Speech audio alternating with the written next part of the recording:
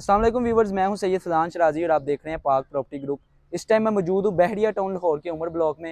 ये जो मेरे पीछे आप कंस्ट्रक्शन साइट देख रहे हैं, ये हमारा प्रोजेक्ट है मैटन 1 bed apartment, 2 bed apartment, studio apartment आपके लिए हम लेके आए हैं। ये पिछले 3 माह की कंस्ट्रक्शन है, आप देख सकते हैं काफ़ी तेज़ी से इसका काम हो रहा है।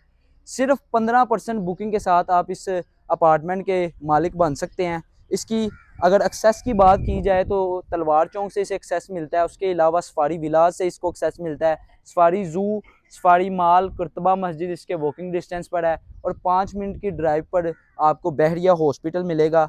इसकी आप कंस्ट्रक्शन साइट देख सकते हैं, इसका बेसमेंट, इसका फर्स्ट फ्लोर और इसका ग्राउंड फ्लोर 3 मंथ के अंदर इन्होंने स्ट्रक्चर तैयार कर दिया है। इसके अलावा कैमराज इंस्टॉल हैं। अगर आप हमसे इसका बाय करते हैं अपार्टमेंट तो आपको इसका कैमरे का लिंक मिल जाएगा, आप अपने घर बैठे इसकी कंस्ट्रक्शन देख सकते हैं।